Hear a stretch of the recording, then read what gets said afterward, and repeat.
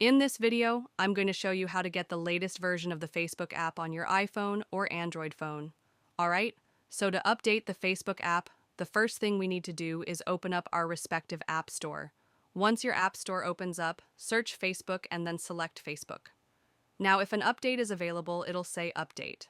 So go ahead and select Update and give it a second to download the latest version of Facebook to your iPhone or Android phone and install it. Now, if for some reason, after doing this, you're noticing you're not getting the latest features in the latest update of Facebook or it didn't install the latest version of Facebook, what I would recommend doing is uninstalling the Facebook app and then reinstalling it. So, to uninstall Facebook, all you need to do is long press the app on your home screen and select Remove App and then Delete App.